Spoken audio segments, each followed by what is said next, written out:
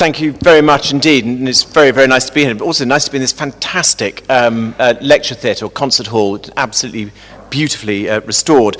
My title this evening isn't meant to be confusing, although it might be a little confusing. I want to talk about some of the ideas that are currently knocking around, both in this country and in Europe, about how you express the value of heritage. And I want to go back a little bit into the history of the way people who have tried to present that value.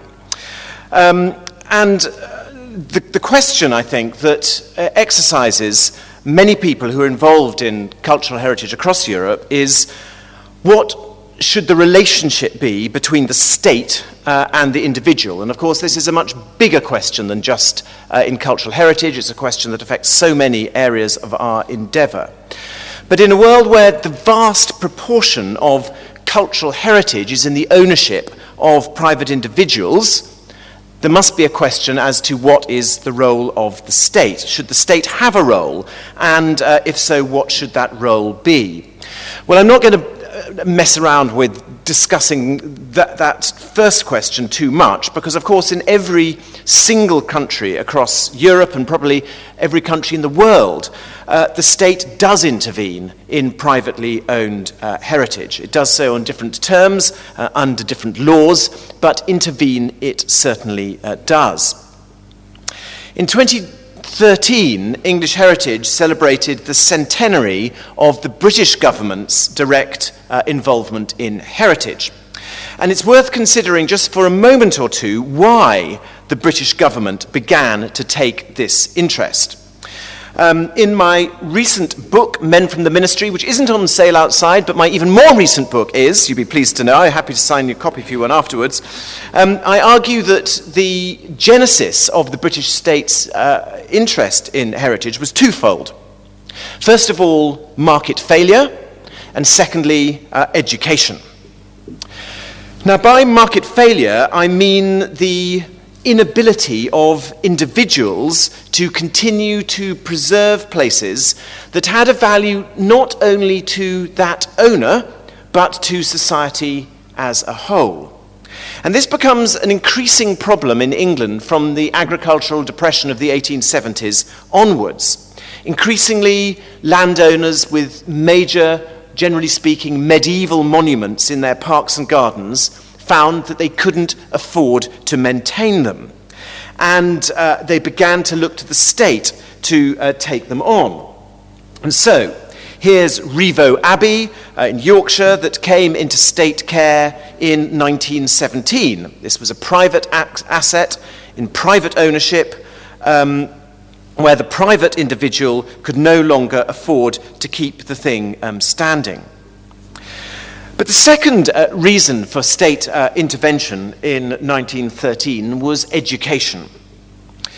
Now, of course, learning about history can be a source of personal enjoyment, but it becomes a desirable public policy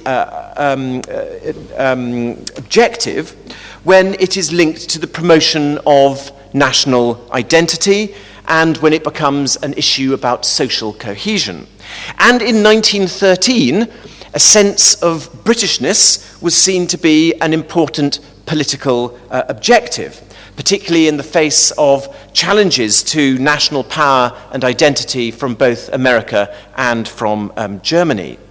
And so the origins of the 1913 Act of Parliament that first engaged the state with heritage in an active way were as much from the Department of Education as they were from the Ministry of Works. Now, I think quite interestingly, these two arguments for state involvement in heritage, market failure and education, remain as important today as they were 100 years ago. Of course, the first of these is the justification for the listed building and scheduled monument legislation. In other words, private owners making changes to buildings or to monuments that have an impact on the identity, beauty, and economy of the wider community. And of course, in addition to this, Heritage is conserved for future generations as well as for current generations. But the market can't ask future generations to pay. So while it's true that politicians have a notoriously short-term view, these intergenerational impacts and benefits are precisely why the government needs to be involved. So these arguments for state intervention in privately owned assets are sort of justified by the failure of normal market free enterprise transactions to provide from them. The other argument for state intervention, if you like, the sort of education argument, I think also remains pertinent today. Today, a sense of Englishness or Welshness or Scottishness is becoming more important against the background of increasing devolution. The history of the place which we all share by living in it can help build a common interest across different communities.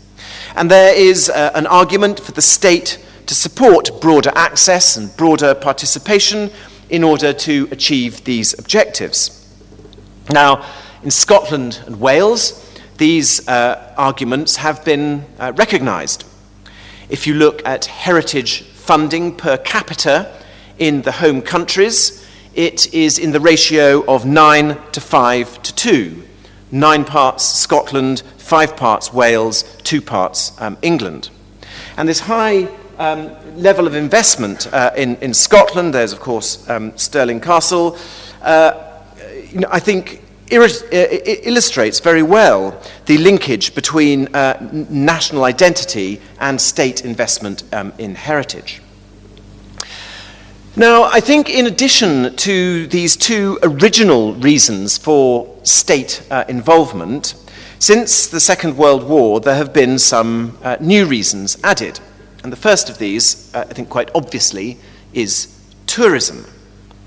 In recent years, the inextricable link between heritage and tourism has been well made. But while that is an argument for its value, of course, it doesn't necessarily mean that the state should fund it.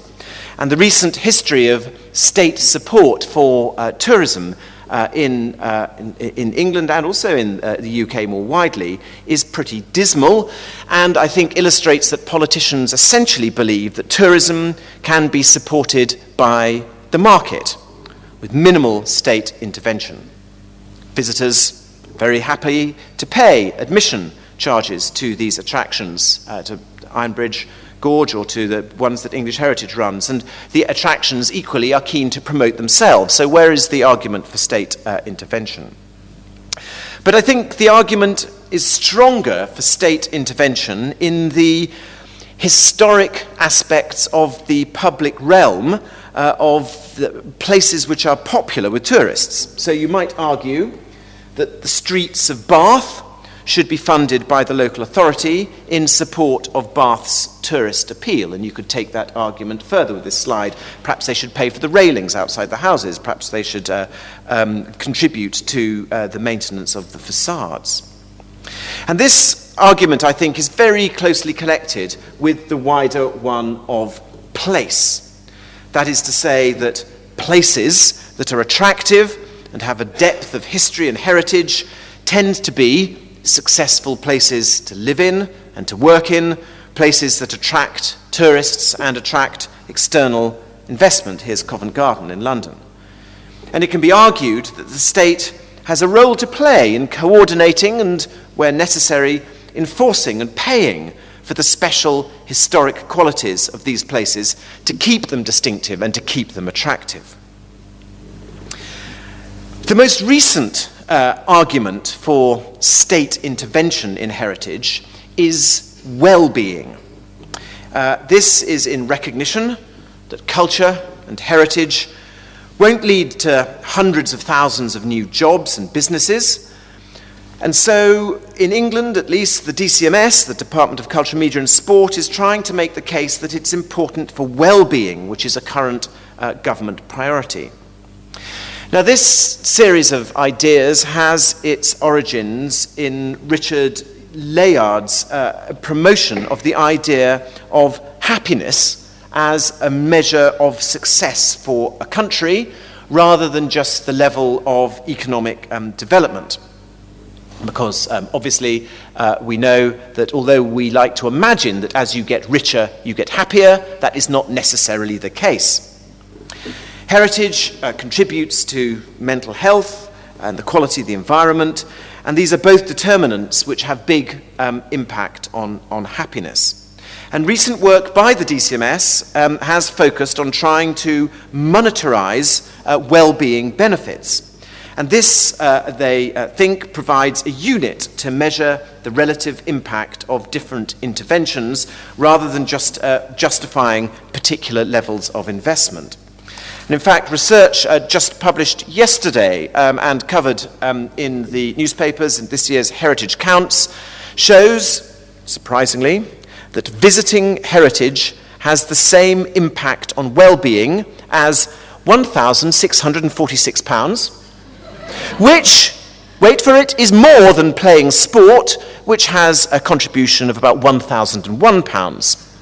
And even participating in the arts, which, in other words, coming to a place like this, which has a well-being impact of £1,150.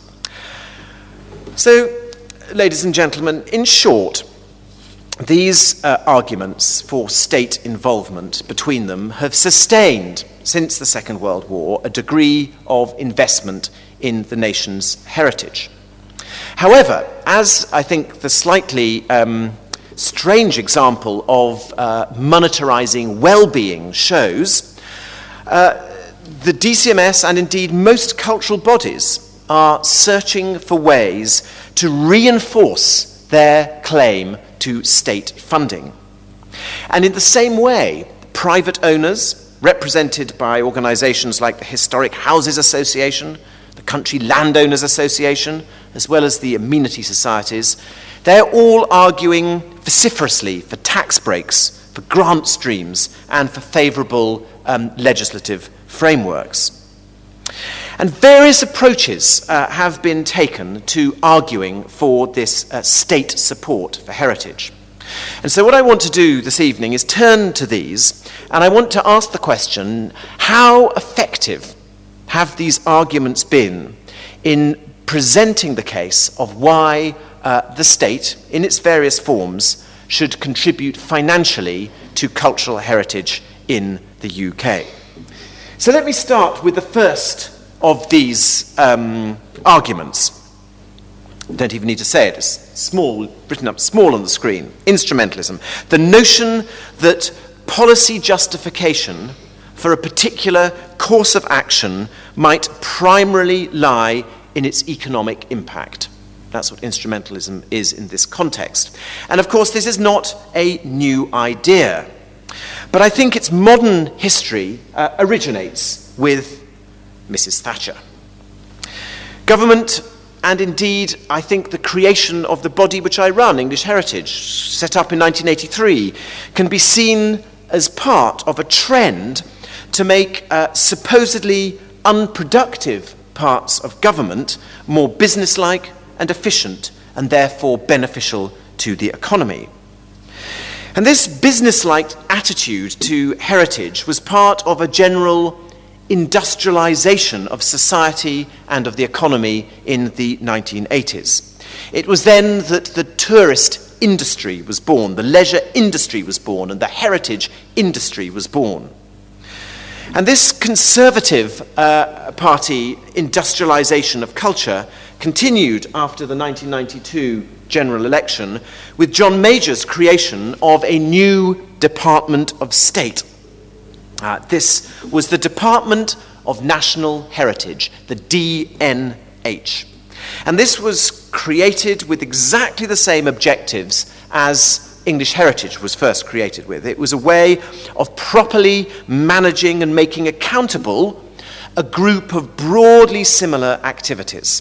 In fact, in 1992, the national heritage, which included museums, galleries, sport and the media, was effectively made into a state-run industry. Well, in 1995, as leader of the opposition, Tony Blair went to Australia, where he was impressed by the Labour leader, Paul Keating's cultural policy, which was called Creative Nation. The essence of Creative Nation was a commodification of culture, so that its economic and social impacts could be measured and then selectively supported by the state to boost the national economy. And so when Mr. Blair got back, the then Shadow Secretary of State for Heritage, Jack Cunningham, was asked to look into Australia's big idea for culture. Cunningham didn't get the job in 1997. It was handed to the former Health Shadow, Chris Smith. And Chris Smith's, now Lord Smith's, job was to implement these Creative Nation ideas. And so after New Labour's win in 1997, the Department of National Heritage was renamed the Department of Culture, Media and Sport. And this wasn't just a rebranding. I think it represented a genuine change of direction. Smith published a book called New Cultural Framework in 1998, which explained that what were now rebranded as the creative industries were a new growth sector in the economy, both nationally and globally, and against a decline in traditional manufacturing industries, these were future sources of employment and wealth. In other words, New Labour monetised both the products of the nationalised industry that the Tories had created and the private businesses which they regarded as being creative too. Well, after 7 years in power, I think there began to be signs that New Labour's policy towards culture might just be shifting. And this was because, despite the Department of Culture, Media and Sport getting substantial increases in grant from the Treasury, the department was felt to be falling behind other parts of government in arguing for its slice of cake. And in 2004, Tessa Jowell took a gamble. Tessa was Chris Smith's successor as Secretary of State, and she published an essay looking at the relationship between government and the bodies in her department. And in it, she wrote, and I quote, "Too often, politicians have been forced to debate culture in terms only of its instrumental benefits to other agendas, and that we need to find a way to demonstrate the personal value added which comes from the engagement with culture." Well, Tessa Jowell never really managed to translate these views into policy, I think certainly because of the force of Treasury opinion against her.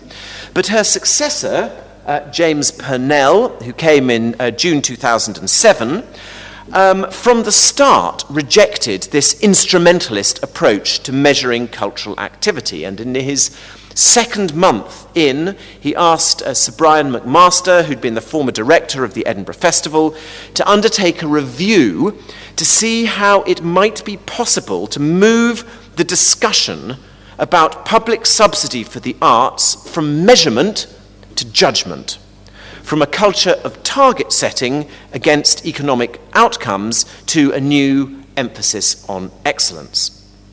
Well, in January 2008, McMaster reported, and the same month, Purnell was reshuffled to the Department of Work and Pensions, and the report was buried. 2010, the election brought in, of course, a solidly Tory group. There were no Liberals in the DCMS ministry. And Jeremy Hunt's Tourism and Heritage Minister, John Penrose, made a speech in his first month at Chiswick House, arguing that heritage was important for itself and not just for the economic effects that it made. But of course, both he and his boss were overwhelmed by the financial crisis and the cuts that they had to impose. And his successor, Maria Miller, returned very forcefully to the instrumentalist camp and gave her first speech in 2013. It was called Testing Times, Fighting Culture's Quarter in an Age of Austerity. In it, she argued purely from an instrumentalist point of view. But like Tessa Jowell, she soon learnt that this got her nowhere. Exactly 1 year later, she gave her second speech, which was entitled, What Makes My Heart Sing?, in which she argued that it was more than economic arguments that were needed to justify funding on culture. So since 1997, culture secretaries have seen the way to get culture taken seriously is to properly take into account the economic benefits of heritage. An annual report published by my own organisation has reinforced this, a compendium of economic data demonstrating, for instance, that UK heritage-based tourism directly accounts for £5 billion of GDP and 134,000 jobs. We're all at it. But of course, there's a fatal flaw in this sort of instrumentalism, and that is quite simply that everybody is at it. In the area of health, it has been calculated that in the UK, treating diseases caused by smoking produces medical bills of more than £5 billion a year, which in 2005 to 6 equated to 5.5% of the entire national health budget. Diseases relating to alcohol abuse cost £3 billion, and I could go on. So these arguments for instrumentalism can be used by everybody, and the moment you start trying to quantify the effects of alcohol abuse or cancer, they absolutely dwarf any benefits that you can argue from heritage. So let's move beyond instrumentalism to another argument, another very fashionable argument being used for heritage, and that is sustainable development. This, of course, was a term that was used very powerfully in 1987 by the Brundtland Commission, which coined what has become the most often quoted definition: development that meets the needs of the present without compromising the ability of future generations to meet their own needs. And this idea was developed during the 1980s, and sustainable development is now basically accepted as a principle across the world. And in December 2009, the European Council confirmed that, and I quote, "Sustainable development remains a fundamental objective of the European Union under the Lisbon Treaty." Now, sustainable development is usually expressed in the terms of three dimensions or three pillars, which are economic growth, social inclusion, and environmental balance. And these three together, when you get them in balance, creates a sustainable development. Now, of course, this concept of sustainable development has been challenged. Some people think that the whole idea is far too vague as an organizing concept for policy making. And other people think it's very useful, but they see the three pillars as inadequate to capture the concerns of society. In particular, it's been argued that three pillars ignore the powerful role that culture plays. In 2001, an Australian writer, John Hawkes, argued in his book that the model for sustainable development should be redrawn with a fourth pillar added. And that fourth pillar was culture. And this argument for the fourth pillar of sustainable development has been pushed on by a number of groups very, very heavily. Now, of course, the original Brundtland Commission and its definition was driven by a concern about the use of resources, not about not using up more than our fair share of irreplaceable resources in the world. This obviously included rainforests and fossil fuels. It was about conserving resources for future generations so that they can meet their needs as well as us meeting ours, a sort of intergenerational equity. But of course, our heritage is also an irreplaceable resource. And like a rainforest, once it's gone forever. Now, a small number of countries have built this principle of a fourth pillar into economic policy, and bizarrely, England is one of those. And I think that we are in advance of many countries because, thanks to the efforts of a number of people, including English heritage, the UK government has built the fourth pillar into its national policy in planning.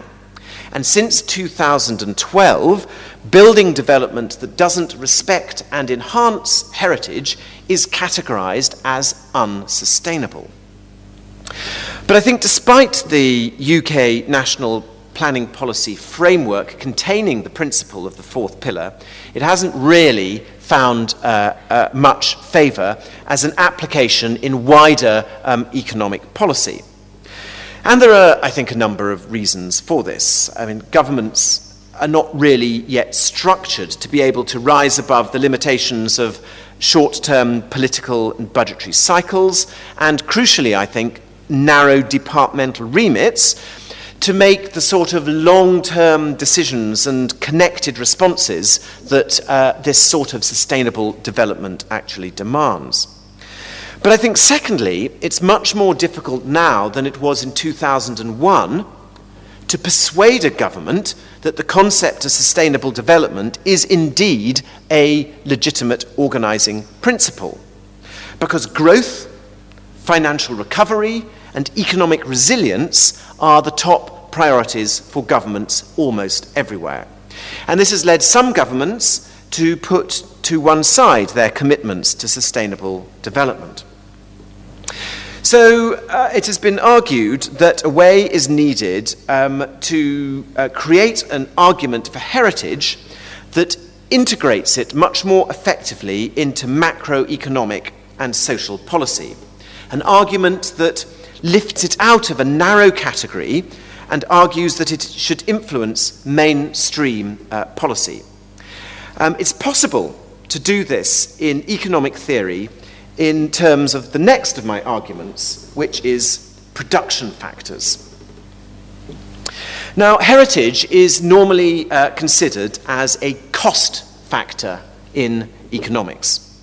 Maintaining historic buildings, indeed maintaining museums and galleries, such as this one, maintaining historic parks and gardens, are seen as an absolute cost to the state, one that has no return, but is undertaken as a sort of moral duty, one of the penalties that governments pay for not being described as being barbarous. Now, obviously, this can be argued as being rather short-sighted and valid only in the very, very short term. Under a longer-term perspective, cultural heritage can be seen as a special component in the production function of European GDP, in European growth processes, in competitiveness, and ultimately in terms of the welfare of society. The assessment of heritage as a cost factor echoes the now, I think, absolutely outdated and discredited view of environmental protection, because it's now generally accepted that environmental neglect can have severe economic and social impacts which completely outweigh the corresponding costs of protection. Accordingly, environmental considerations are now part of mainstream policy, and they are an integral part of overall macro and micro economic production models and calculation. Well, there have been attempts to do the same for heritage, to argue that heritage should be a production factor in the economy. An incredibly obvious example of this, of course, is tourism, which owes much of its attractiveness to heritage, be it in historic cities or in the countryside. This generates not only very significant European tourism, tourism within Europe, but massive tourism from outside Europe with a corresponding creation of jobs and wealth creation. But it's not tourism alone where heritage is a crucial production and employment factor. Businesses, we know, tend to locate in culturally attractive cities and regions. It's easier to attract key executives and technicians who want to live in attractive and interesting places. The City of London sees its heritage and its cultural offer as key to sustaining its position as a world financial centre. And this has spread much more widely now with the move of hedge funds and boutique financial services to Mayfair, here's Berkeley Square, because it's a place which is relaxed, civilised, beautiful, mixed in with galleries and restaurants. The example of R&D intensive companies is a very telling one also. These companies and high-tech companies have a very marked preference to relocate in historic areas, in old converted industrial buildings, in places with a sort of techno-hip vibe. The huge success of the regenerated goods yard in King's Cross in London is a prime example of this. So heritage unquestionably enables innovation and enhances the long-term competitiveness of the economy. And King's Cross, together with hundreds of other examples, demonstrates that on a more micro level, the continued use of heritage buildings, provided there's scope for reuse, is an important production factor at the local level, attracting new businesses to heritage-rich locations. And here is the custard factory just to prove it. Similar considerations perhaps are also valued for important parts of intangible cultural heritage. French cuisine, Italian cheese, the Manchester club scene. These are all important reasons, either for tourism inflows or for exports or for attracting people to live and work in places. And the true is same for films, concerts, operas, Edinburgh Festival. These are all production factors in the economy. And finally, and this isn't in any order of priority, the rich availability of heritage and heritage services obviously enhances the quality of life of many European citizens. And this isn't a blinding revelation, it's something that people have known for centuries, a factor that I think cities in particular have exploited systematically.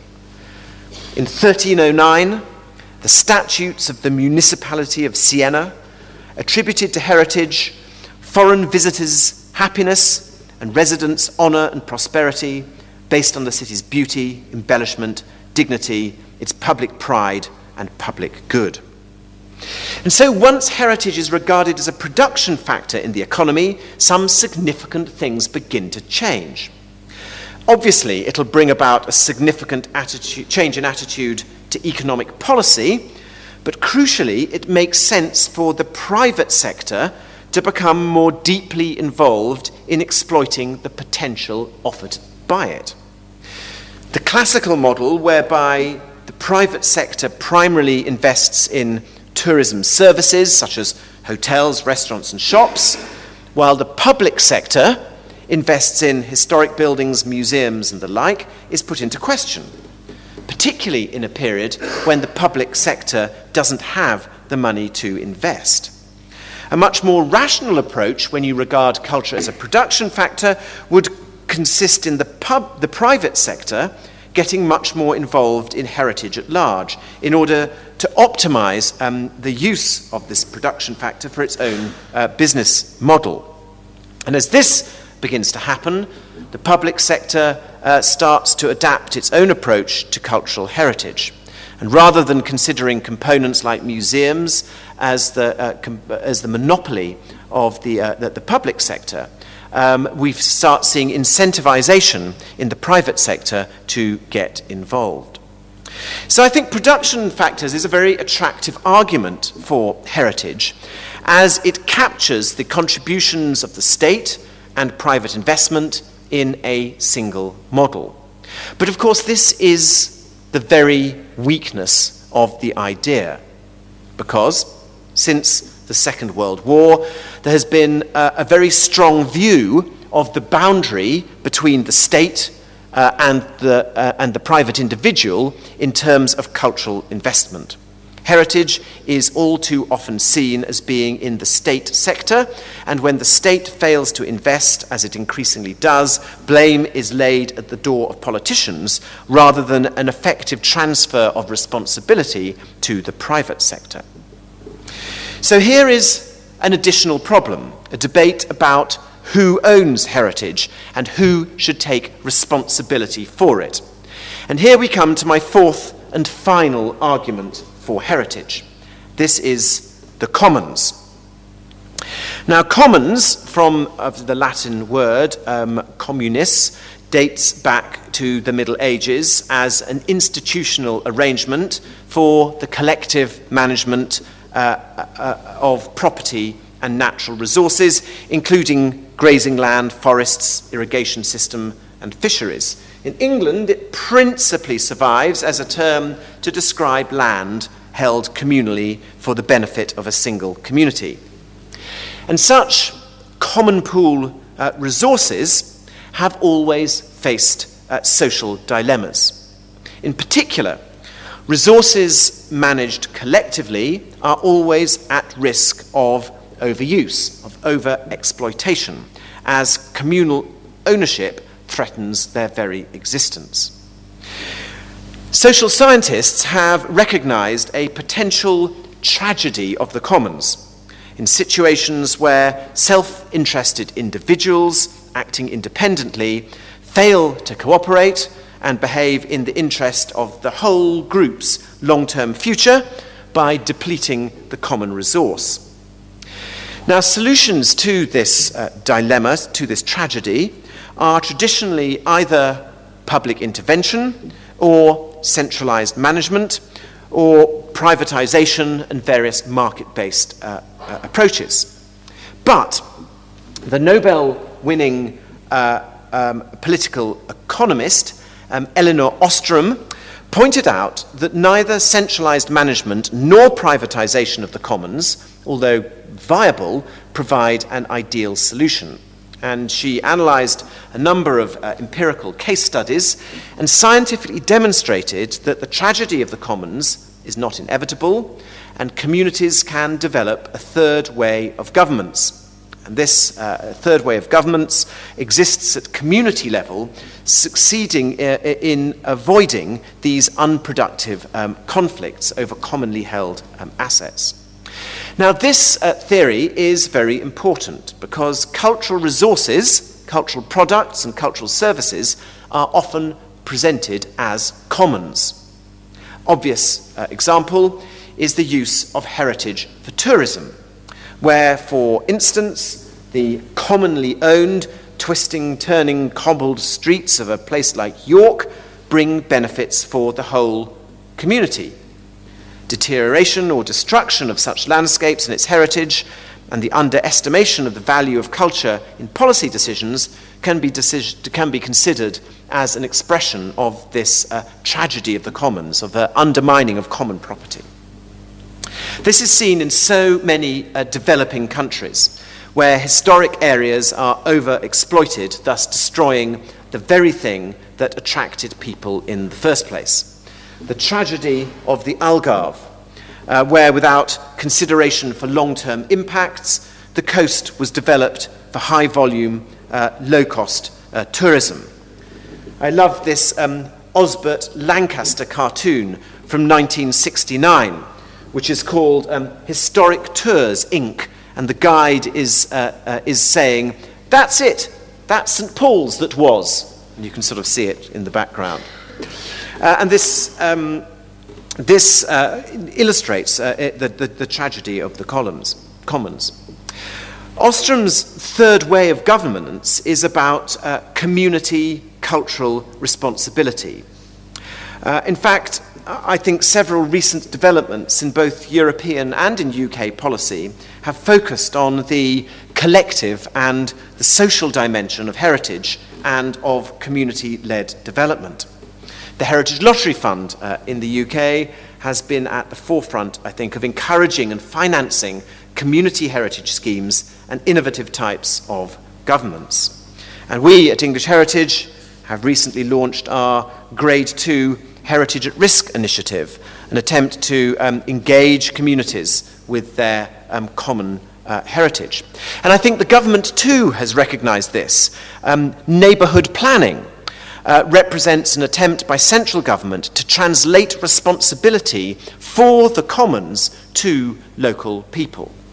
And so in this way, I think localism is a political expression of the idea of the commons and provides, I think, a possible policy vehicle for arguing for responsibility for heritage commons being transferred to local people. Now, there are two, I think, principal issues with the idea of the commons.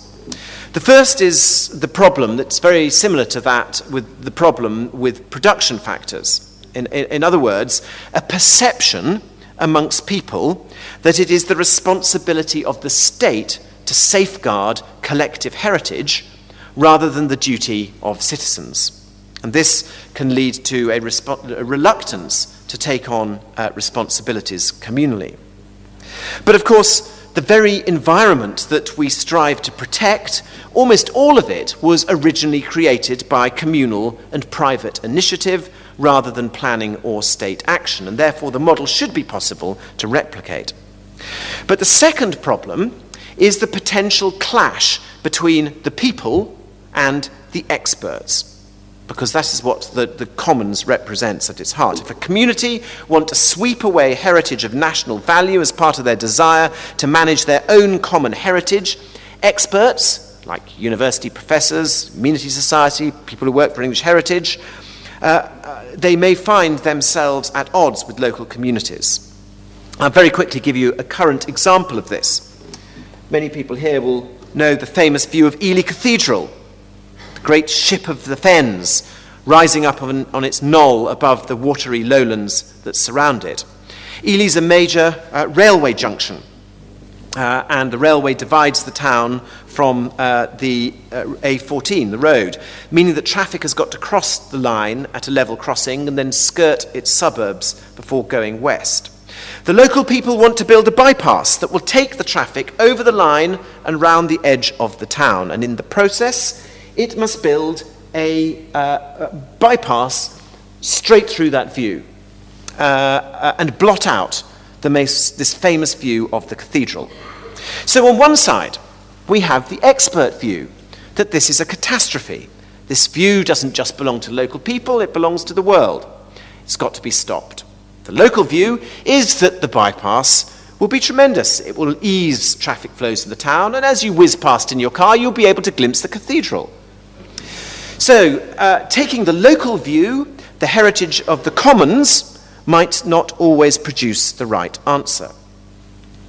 Now, of course, several of these arguments that I've just very quickly outlined this evening are different ways of saying the same thing, and underlying them is a truth that I think is very nicely put by the Irish political theorist and philosopher Edmund Burke, who described society as a coalition between the living, the dead, and the yet to be born. Because, of course, the fact is that people, and this is all people, passionately believe that what they are doing will leave some sort of legacy for future generations. And thus our heritage belongs to the living, the dead, and the unborn, and we can't justify its protection, its retention, or its alteration in terms of short-term economics alone. A more modern way of arguing what Burke argued is in terms of intergenerational equity. This means that we have a responsibility to conserve resources for future generations and not use up more than our fair share. That's the sustainable development argument. We've got a responsibility to the past and to the future to steward our resources and protect our ancestors' legacies for our descendants. And although it's really difficult to pin this down in policy terms, and that's the thing we're all struggling with, most people, including most politicians, get it. If only because we want to give ourselves some sort of permanence beyond our own lives. So beyond this, where do we put our energy in arguing for heritage? Do we continue to try and compile more and more elaborate data? or do we try and change the nature of the argument? Well, of course, inevitably, we need to do a bit of both. But I think the current balance and the current energy is being put into the wrong place, because although I think compiling economic data is useful for a very small number of cases when it actually has a chance of influencing the outcome, we actually should put more of our energy into changing the nature of the argument. And this, I think, requires us to change some of the language that heritage advocates have traditionally used and align it a little bit more closely to government objectives. Now, the current government's core narrative focuses on three things: on economy, number one; fairness and aspiration, number two; and Britain's role in the world, number three. And it is pretty likely that a future government is unlikely to make much change to these priorities, although it might use slightly different words or express it slightly differently. So how could you use the arguments I've been talking about this evening to influence these political priorities? Well, I do think that the economic production factor argument is a very strong and effective one. Heritage is not an economic input, it is an economic output. I think we need to get politicians to think about heritage as part of the nation's capital, just like coal, copper, and tin were part of Victorian Britain's capital. And today, I think our strong and rich heritage does the same job as those mineral resources did in the 19th century. This means that we change the language of cultural engagement to speak of investment and return on capital. So in this line of argument, we have a responsibility not only to protect our heritage for the future, but to invest and develop it as part of the economic productivity of the future. Fairness and aspiration is a major narrative for all political parties, and two of the arguments for heritage, I think, contribute to reinforcing the role of heritage here. First of all, the fourth pillar of sustainable development emphasizes that policy has got to have a soul as well as a bottom line.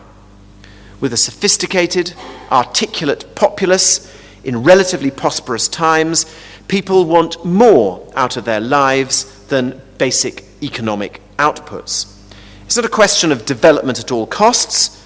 In terms of heritage, this means keeping a mix of old and new. This is the visual definition of our national identity, who we are, where we are, and what we are comfortable with.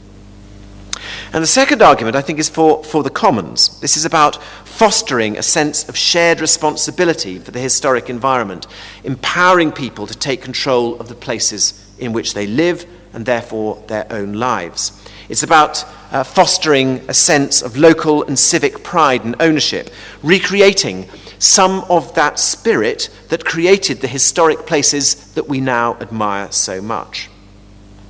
And finally, considering Britain's place in the world, we return to economic production factors, which show that Britain is one of the top 3 destinations in the world for tourism and one of the most attractive places in the globe to base corporate HQs, as Britain's heritage attracts the best of global talent to work here. So in conclusion, I believe that we need to recast the arguments for heritage in an age of austerity and societal change. Our heritage is not about money and shouldn't be argued for as such. It's about making a prosperous, stable, and cohesive society, and politicians, I think, need to recognize that. But I can't bear to finish with an image of Ely bypass on the screen. The arguments that English Heritage and others have used here to try and convince local politicians that there was another way of managing traffic around the town, I'm afraid, failed, and the planning committee last week approved the building of this bypass. But there are lots of other places, some of which have far less obvious heritage, that have brilliantly succeeded. whether it has been in Exeter at Princess Hay, in Oxford with Oxford Castle, or in Birmingham at Brindley Place. These places show that politicians do get it. And I very much see the job of people like me, who have a national remit for championing and arguing for the nation's heritage, to help frame new and effective arguments that will ensure that success is the norm, not the exception. And what I think, ladies and gentlemen, I've outlined tonight is perhaps the way in which we begin to move in the future. Thank you very much.